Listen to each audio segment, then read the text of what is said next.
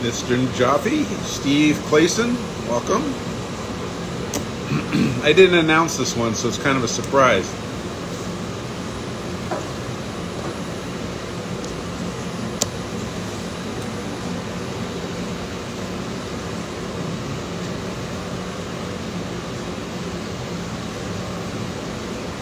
Morning. Oh, it's not morning. Good afternoon. Keep doing that.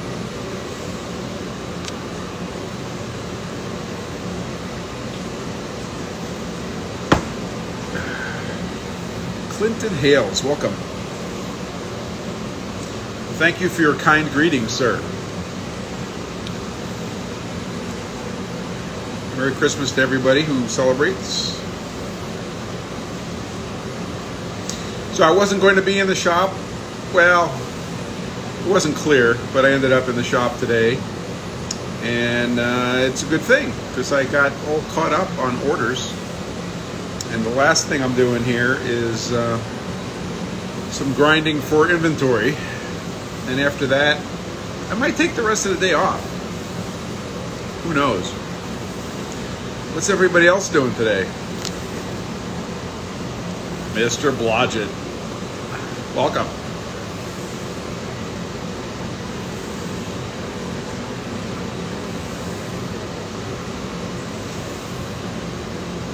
So we had yesterday, which I guess was Christmas Day, we had an ice storm. There's Chris. How are you? And we were pretty covered in ice. It was pretty impressive.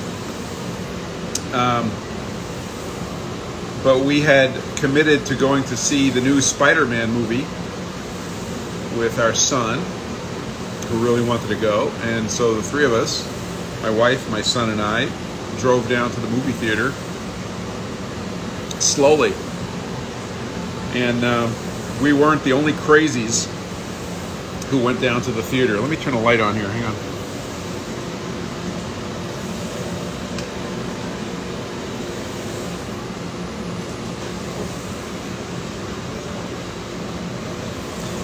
Yeah, so we watched the new Spider-Man movie. That was a lot of fun.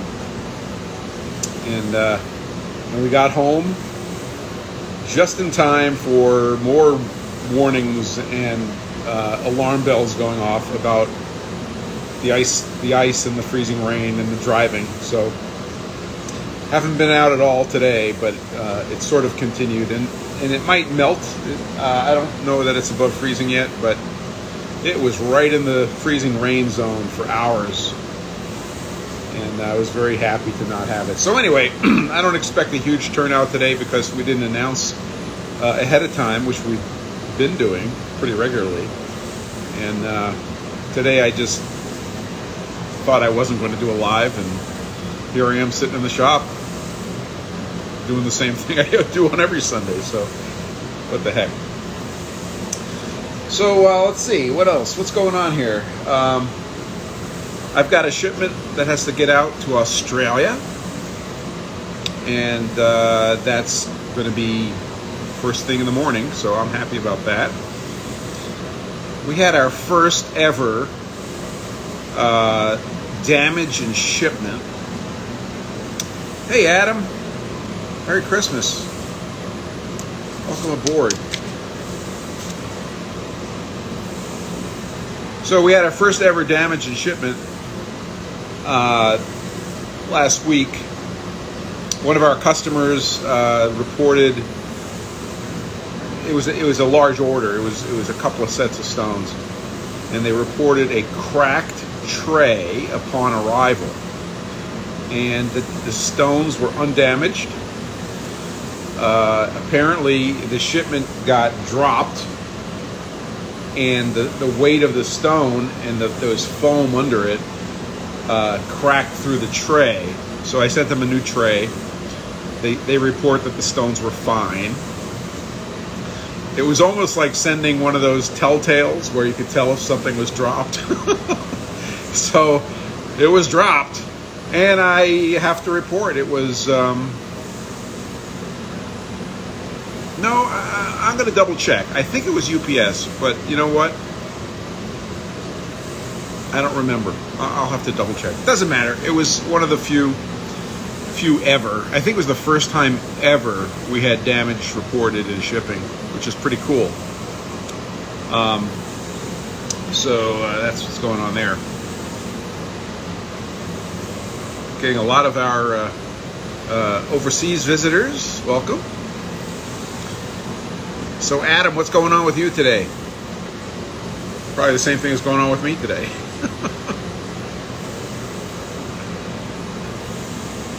Burkan, welcome. So that was a minor thing. We got that done. What else was going on this week? Well, we've been playing with the resin printer, and if you guys, Adam's working on a die. Excellent. I assume you don't mean a D20. Little gamer joke there. You guys interested in seeing the resin printer setup? If I get enough yeses, I will. I'll take a walk to the basement and show you guys the setup. It's actually printing right now. The results have been spectacular. Very, very pleased with Formlabs. Very, very pleased with the product. Minor startup glitch, which we diagnosed to. Of course, Chris is a yes. we diagnosed to a small, kind of an ergonomics problem. I'll show you. We'll go down. I'll show you. In fact, let me bring my. That guy's happy. He's a CNC machine. He knows what to do. I'm going to unplug you. Grab my stand here. I'm not going to bring my tea. I need both hands. Let's go for a walk. And I'll show you what's going on in the basement. My stand is about 5 pounds of 3/16 stainless.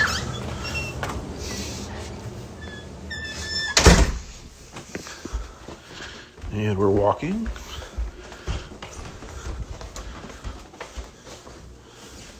All right.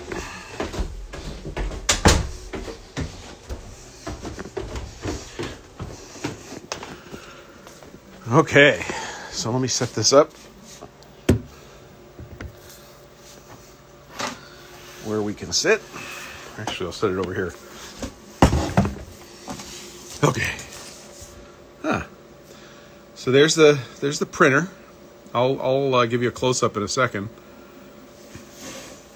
But that's the printer, the washing station, and the curing station. So the resin I'm using is what I affectionately call baby's first resin. It's a Formlabs Gray version 4. And it works pretty great. Good. I'll show you some results here. My son and daughter are both gamers. So they wanted to print some die. So this is what I was joking about, Adam. This is a D20. Is that a D20? No, that's a D12. Sorry. Here's the D20. There's a D20. And they printed great. I've been learning an awful lot about setting up the resin printer for printing. So you'll notice there's some little dots there. That's where the support structure attaches to the part. And I've been learning how to manage supports and do all that kind of stuff. Oh, you want to see something fun? Here's a Kinetic Precision B200 balancing ring in 50% scale. And if you look really close, I don't know if you'll see it, the engraving of the logo is even on there. I had it handy, so I just grabbed the model and I shrunk it. What else is in here? There's a little SMA connector wrench, which I use because I use a lot of SMA connectors. And look at the knurling. It's perfect.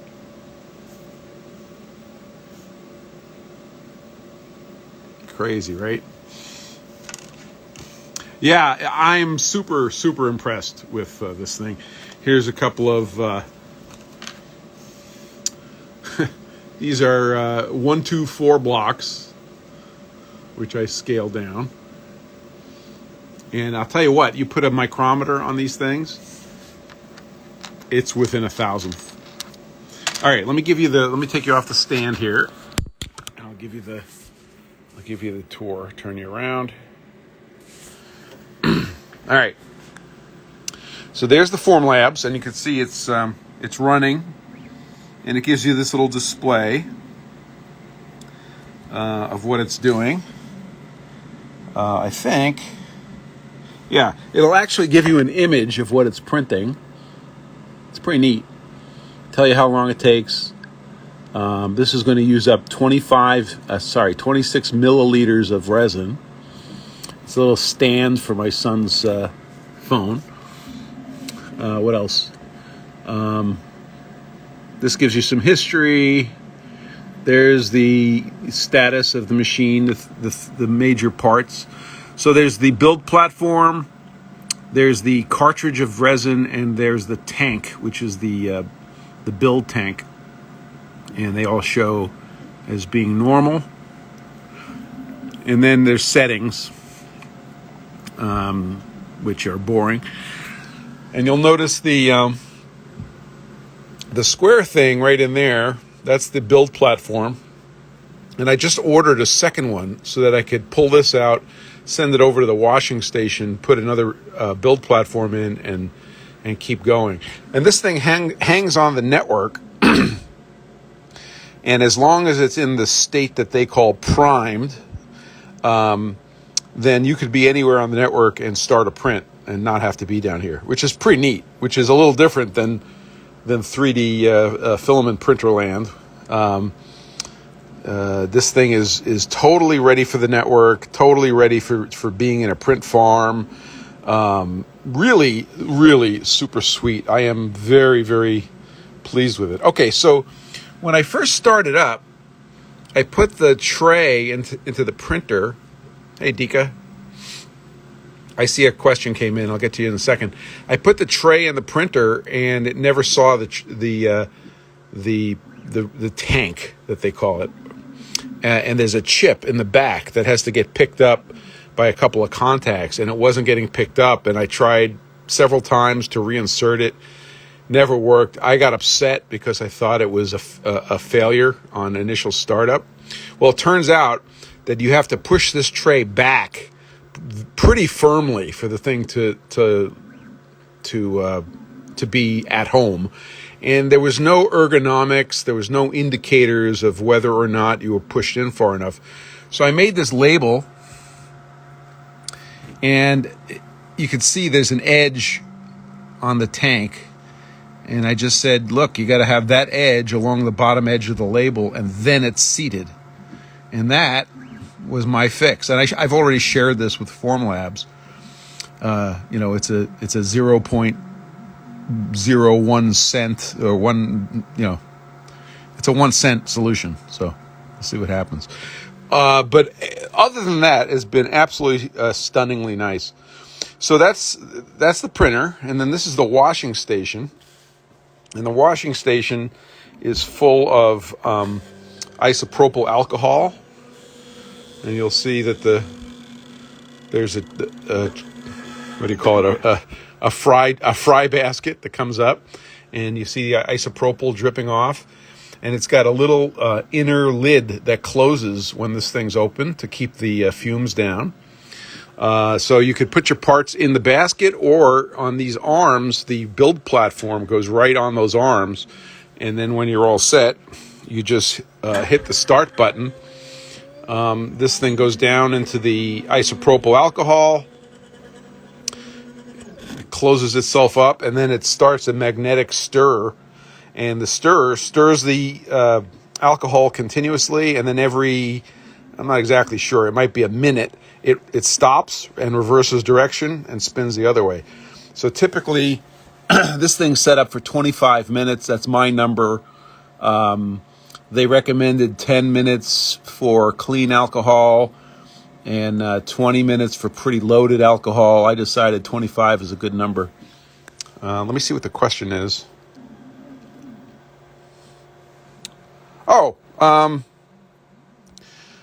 Yeah, so Chris wants to know if there's any parts that I've printed in resin that I've also printed on the 3D printer. And the answer is yes. And I'll show you, actually those dice that I was showing you, we did in both. So after you've come off the printer, there's resin. The part is wet with resin, and you let the resin drip off. In fact, it could hang in here. It lifts the part up, and the resin can drip off, and you could leave it there for as long as you want. And then when it comes out, that excess resin gets washed off, and then when that's done, it comes over to the so-called curing station. Let's see, we get this open. So this guy is UV light and heat. So you get 60 degrees C is the target, and the UV lights come on in here, and this turntable rotates, and you leave that in here for an hour at temperature. So there's a preheat. You go from room temperature to 60 C, and then it starts its 1 hour timer, and then it turns off. So again, when you get your parts out of the wash and they've dripped off, you let them drip off as long as you want. You pop them in here again. You hit the start button, and when this thing's all done, it's done. It turns off all the lights and the heat. So, hey, Almost Machining, Pascal, Mr. Miller. So when this is done, you come back down and take your parts out. So that's the setup, and I moved this bench over from the other side of the basement. This was my computer building bench. There's a different bench for that now, and this is now the resin printing area. Lots of isopropyl alcohol in stock, but honestly, I think it actually lasts quite a while. So there you go. There's the setup. This guy has a job that's going to take him another hour to finish. And you can kind of see the build platform. Let's see if we can spot the part. Nah, the part's kind of in the back. It's really hard to see. I'll show it to you later. All right, so let's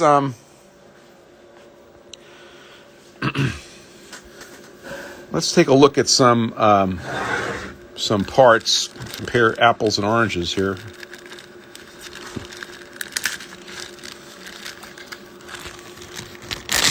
I'm doing this one-handed. So here's a D6, right? Which is a what we normally think of as a cube. So these are not exactly the same models. I have to apologize, but you can see the striations. I believe that's the top of the cube. Let's see if this gives us a better picture. Okay, and of course the bottom of the cube is really super smooth. So this came off of the Prusa filament print, and now the same part, again a little smaller. You can see some layer lines here. Again, this was the fastest, roughest layer lines, but all the other surfaces are very smooth. And this is solid.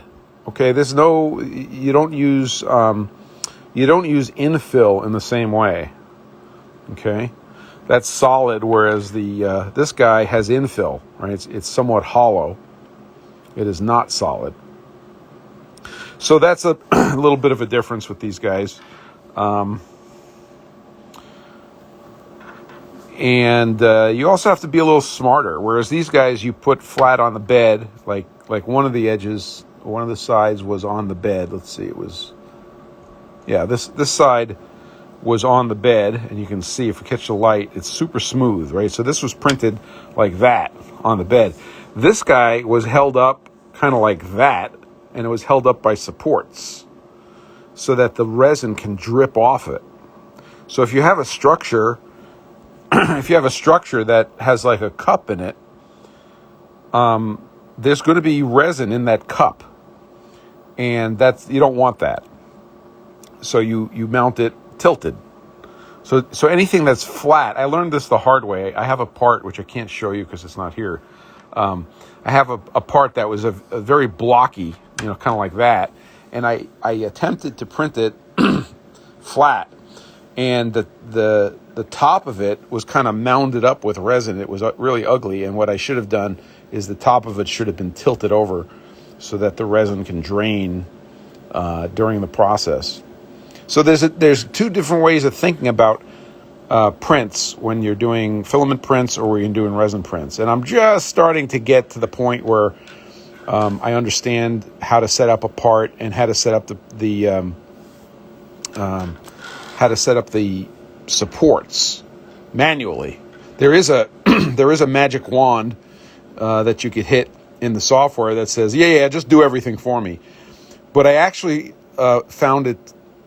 I caused it to fail. It set up some parts, and I looked at the parts now, and I said, yeah, I don't like the way you just set that up.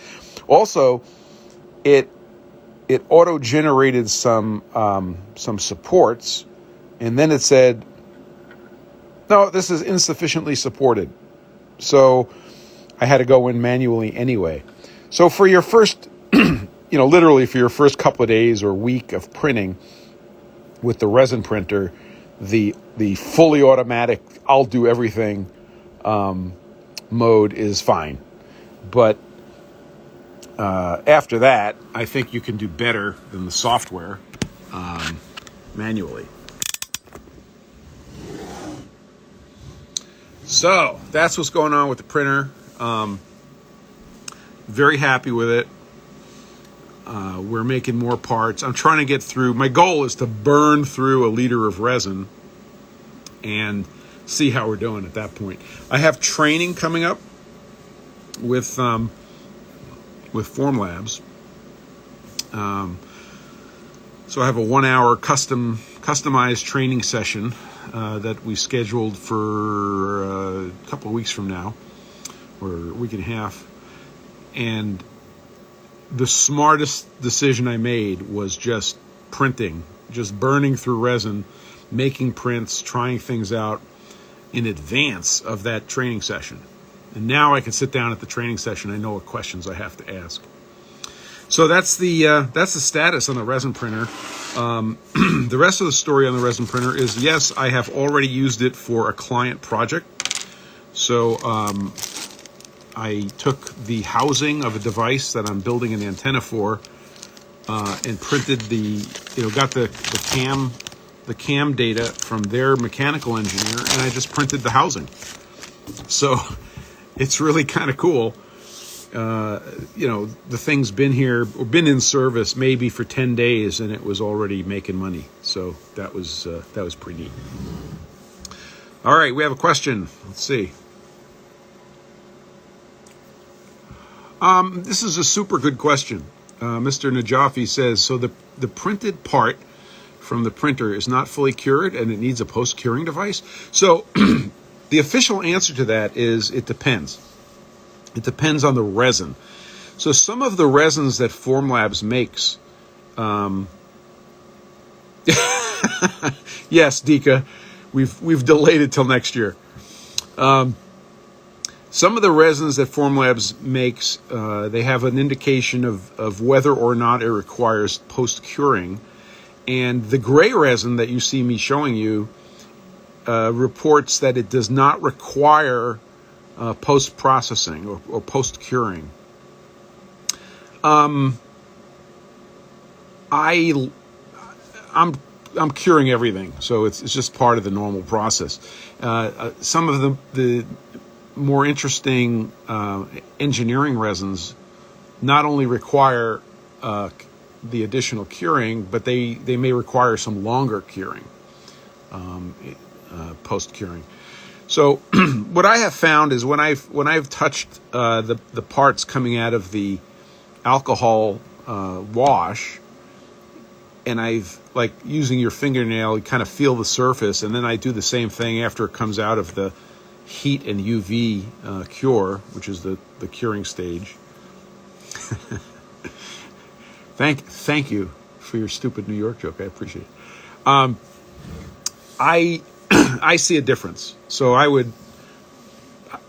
don't know if I'd ever print anything and not cure it in the cure station. I think it does a great job. So there you go. Good question. Excellent question. And I'm happy to entertain any other questions. And if I don't know the answer, I'll say I don't know the answer. But it is a different animal. The resin printer is a different animal from the filament printer, and they're doing different jobs here, and I'm very happy for both of them. So if I had to buy another filament printer, I would absolutely buy a Prusa. And as far as the resin printer is concerned, thank God I didn't buy another Prusa. I've said this before, but they completely mistreated me on that shipment. They expect you to deal with the fact that you're importing chemicals. In retrospect, in hindsight, their printer is nowhere near as technologically advanced as the Formlabs. So all in all, it's fine. I love Prusa for filament printing, and now I'm a big fanboy of Formlabs.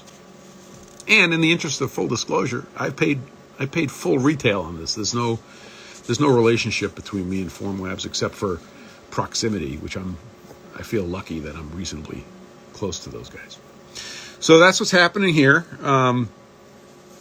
For example, somebody asked me, am I going to start making the PFG stone trays in resin? And the answer is no. It's the wrong tool for the job. Hi, Mike.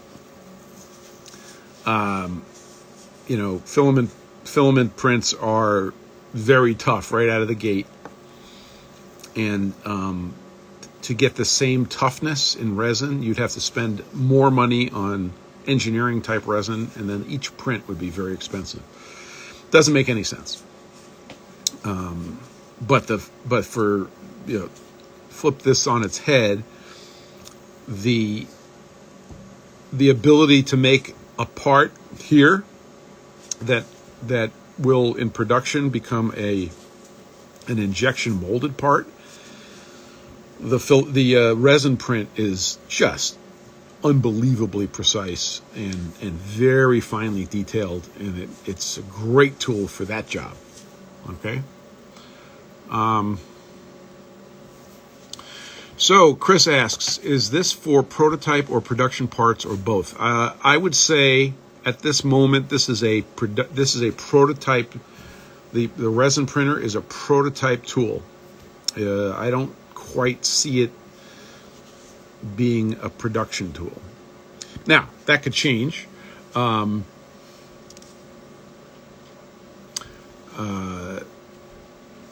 could change because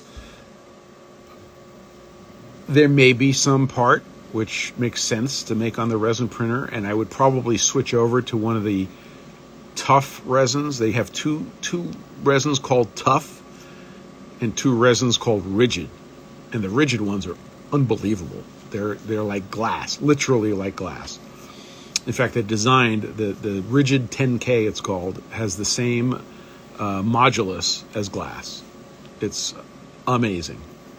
So at this moment, Chris, this is a prototype, an engineering prototype tool. Good question. Crash, welcome. So, yeah, very happy. So the resin, somebody commented on one of my Instagram posts that they had a job once where they were babysitting a resin printer, and that the resin was $600 a gallon, and now that those were the old days. Well, I have some shocking news for you. that resin is still about $600 a gallon. So it's $149 for a liter of resin. This is not cheap. But Formlabs owns the resin company. This is a vertically oriented system. So they own the company making the resin. They make the printers. They have the software. If it sounds like Apple, good, because that's kind of where we're at. And I am very happy for it. You know, as a engineer, where I want to put something in and push the button, have it really work well every time, and get what I expect, it's totally worth that money. Yeah, walled garden. Exactly, Adam. It's a walled garden. Formlabs is a walled garden. If that offends you, don't buy a Formlabs. See ya. I mean, that's all right. But if you're trying to get some work done, boy, howdy, am I happy about this. And I can, I could add 2 more printers on my table here if I need more throughput for what I'm doing. No problem. I don't have to do anything different. All of their software, everything is set up for N printers, where N is 1 to however many you want. It's really pretty neat. That's not true for my filament printer of choice. If I wanted a Prusa, I'd have to add. If I wanted all these Prusas on the network, I'd have to add stuff. I won't bore you guys with the details, and really, it doesn't really matter to me, because I have my standard prints that I make for PFG stone production, like all my trays, ranging from the little 2-inch roundels all the way up to the 8-inch rectangulars. They're all printed on these Prusa printers, and I have 3 identical SD cards. So I just go over to the printer, pick my tray that I need to print, hit the button, and I can print it. But it's not networked. It's nothing like this. I could monitor. I could literally start prints from anywhere in the world. I could VPN into my network and start a print if this thing is primed from anywhere. It's really neat. And the advantage of being able to start a print from anywhere is those prints can take hours and hours, right? So if you think of something and you're at a client office, for example, which I don't spend a lot of time at client offices these days, but you could fire something up and hit print, and it'll print till you get home, and it'll print overnight, and the next morning you wake up and your very complicated print is done. So very happy. To further explain how the Formlabs system works, there's a chip in the resin tank, in the resin container, that identifies, it's literally a serial number for that liter of resin. It identifies the type of resin. It identifies when it was manufactured. And hey, Dan. And it so that's one chip. And then in the tank, what they call the tank or the reservoir, which it looks a lot more like a tray to me. There's a chip there, and it identifies again, serial number. It gets the type of resin that got poured into it when it was new. That gets registered to that tray. So it knows if I put a tray in it that doesn't match the resin tank that's in the machine, it will complain. It will say, nope, wait, hey, you're making a mistake. So it's pretty nice. So machine has an identity, each tray has an identity, and each container of resin has an identity. And their software tracks all of it. Very happy about that.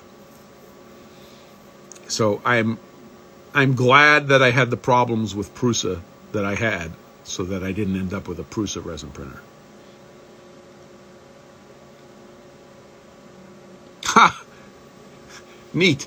Yeah, so Dan says, because Dan just got a Form 3L, I think, at his lab, and that the the sensor that registers the resin level in the tray is capacitance based. That's interesting. I didn't know that.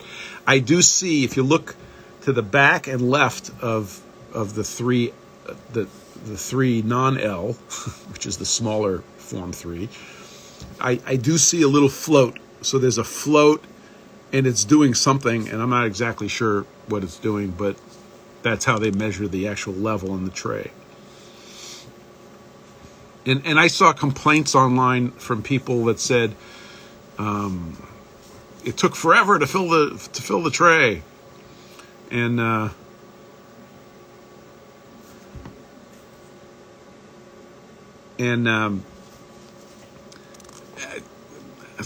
have no complaints.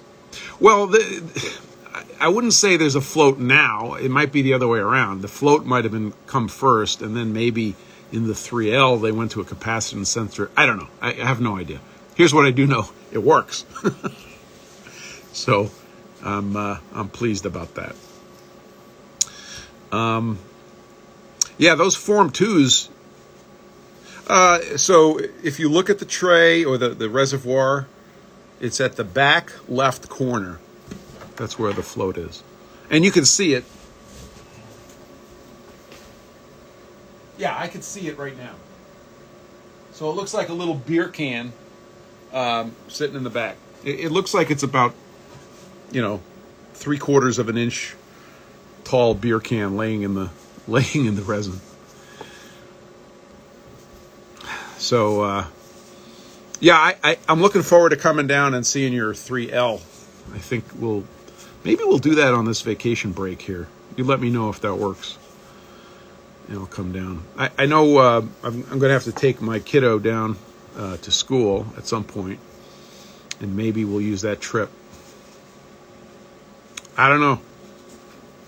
I don't know if it's new, if it's I don't know which is new and which is old or what.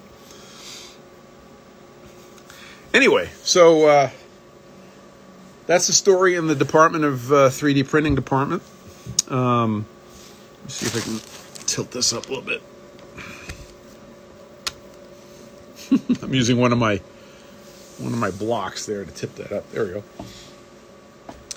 And it's been kind of fun having processes running down here while I'm upstairs in the shop, and then running back and forth. All right, I'll ping you and let you know when I'm passing by.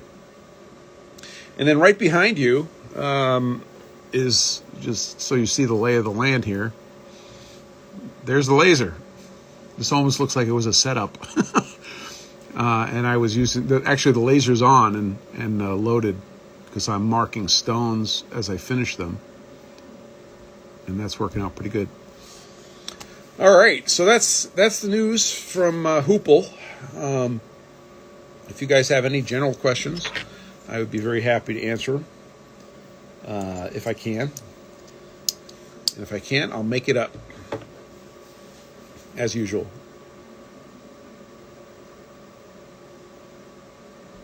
You're stripping the floors in the shop, huh? You're putting down new sealant, or what are you doing?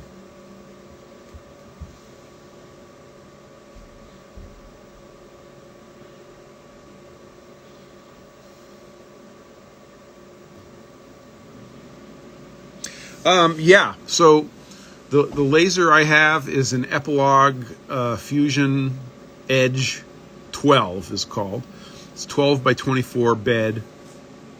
It is a fiber laser, and I do etch metal. So let me show you. It's not super strong. It's 30 watts. Hold on one second.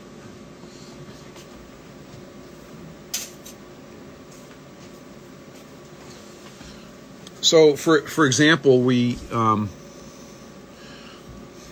this rather humorous plate, which is backwards for you guys, I know, I'm sorry, says, "Do not look into laser with remaining eye." That was,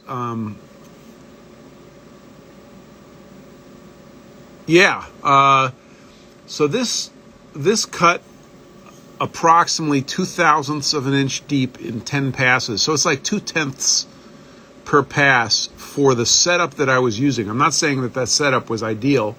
This is 6061 aluminum plate, but this is, you know, this is 10 passes, and obviously it's hard to see, but this is enough that I feel comfortable like filling this with paint. That would be a really nice result.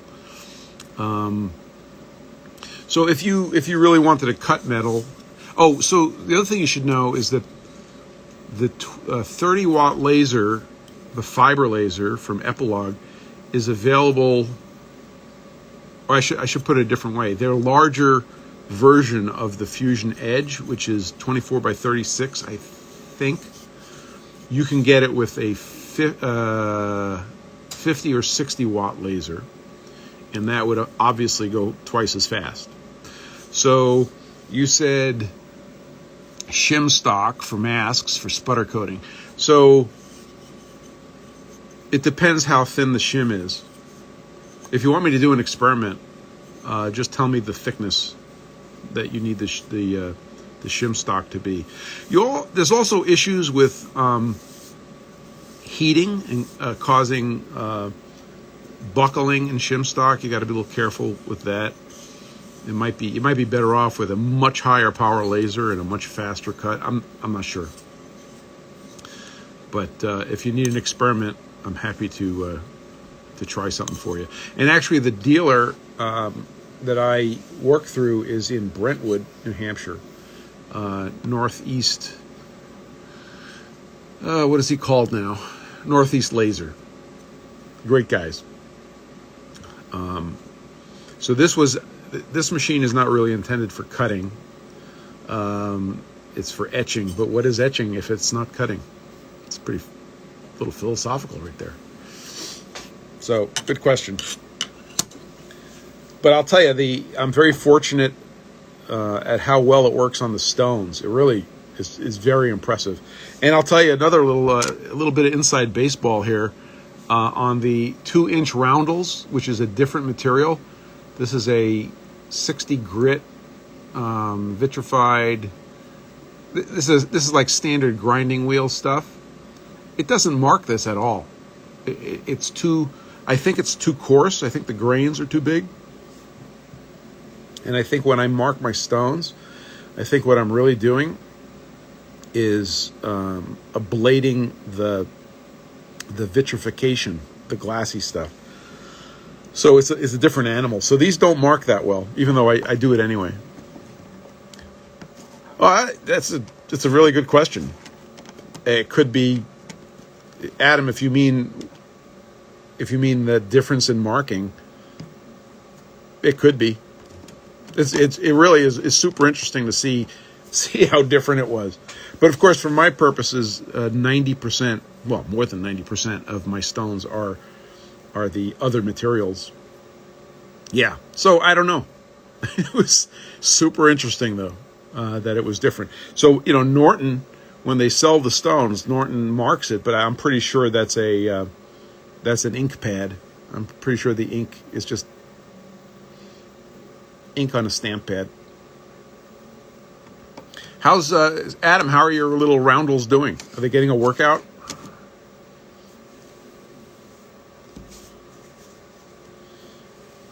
So for everybody else, those little 2-inch round stones that I made specifically for Adam because he had a little small spot to get into, and nice to hear.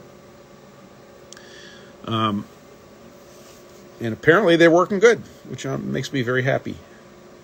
Less prone to load. Yeah, I think it's because it's pretty open. In fact, you could blow through these these stones. They're very porous, which is of course great for grinding, and that's probably what's going on. Is that they have more spots for the swarf. Quite interesting. Another little bit of inside baseball is that after I wash these in alcohol, which is my last step before shipping, because they're so porous, they don't dry out too quickly. So I turn on my 3D printer, and I pile them up on the 3D printer tray and let them warm up. Yeah, Adam says he likes the little hole as a finger spot, and not for nothing, works pretty good. Grandmaster Bob, welcome aboard. Hey, Grandmaster Bob, Merry Christmas to you, sir. I can't get to your podcast yet via Overcast, which is the app I use on the iPhone. We're going to have to figure that out so I could listen to your podcast.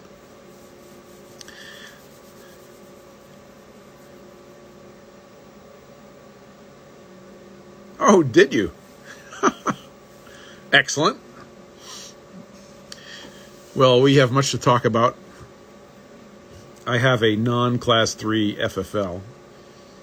And it's just a matter of filling out some paper and writing a great big check to go to Class 3. Back to the Patriots. Yes, sir. Please enjoy this fine Sunday. The beveled stone. You may kick me in the butt. The beveled stones are not ready yet. I need a little more time. Maybe again during the holiday break I can get my programming figured out. So I'm working on it.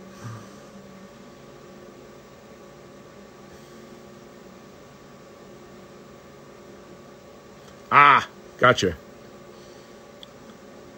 Oh, you were not kicking me in the butt. That's okay. It's okay, Dan. I can handle it.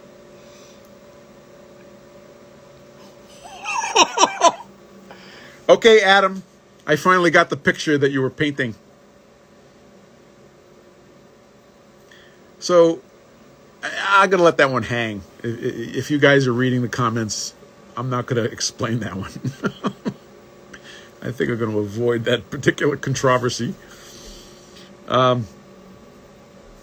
Anyway, so what are the questions you guys have? Come on, hit me with them. We're sort of at the 47-minute point here, and I left my tea in the shop. Yeah, legal thing. No, kind of incompetence thing. Apparently, a customer for a Class 3 device was very appreciative of a hole to put his finger, which happened to be where the pew came out. Takes all kinds. Let me see if I could shoot you a photo of the float, Dan, and see if I can show you where it is. I only have one. No, actually, do I? Yeah, I only have one tray. But I think I could shoot that picture while the thing's operating if I'm clever. I think I could be clever. Anyway, I don't have anything else to report except that my grinder is done upstairs. I'm going to go flip. I think I have to flip a set of stones and hit the button. And that means in about an hour and a half, I might take the rest of the day off. Like actually take the rest of the day off. I feel good about having gotten some stuff done this morning. So if you guys have any questions, ask them now. In 2 minutes, if I don't have a good question, we're wrapping it up. And thanks for being here. I've created a habit of announcing the lives, and I didn't do it this time, but we had a good turnout. So, like I said, I wasn't sure I was going to do it today.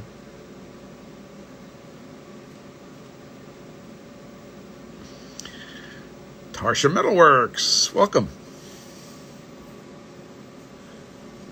Welcome, we're about to finish.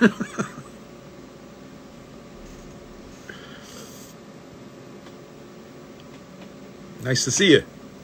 Hey, Dan, did you get the freezing rain down in Cambridge? Merry Christmas to you, sir.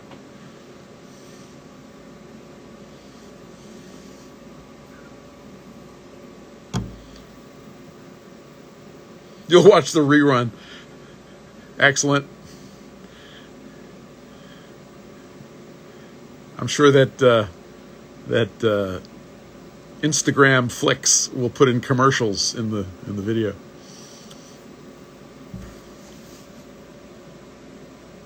Oh, you're in Potsdam right now. Cool. Oh, excellent.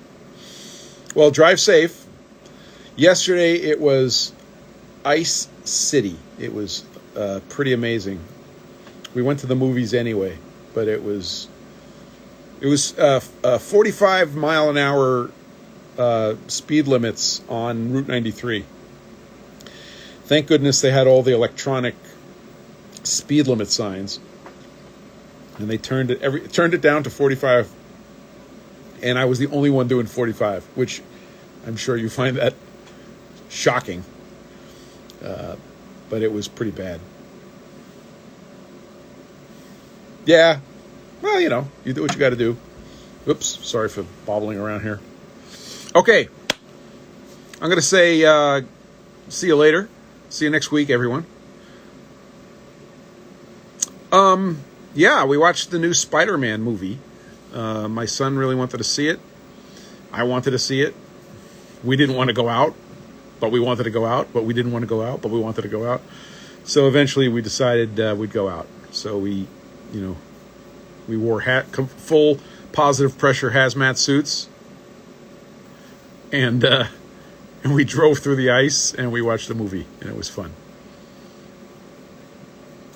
All right, we'll see everybody. We'll see everybody next year.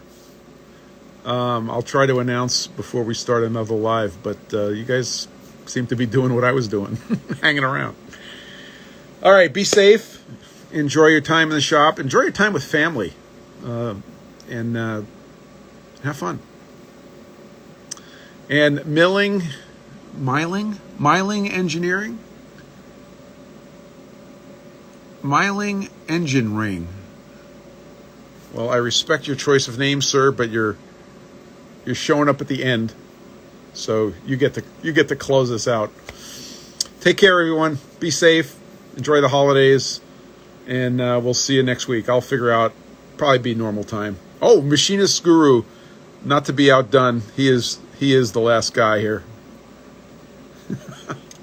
Take care, guys. I'll put the video up on the Instagram. Have fun.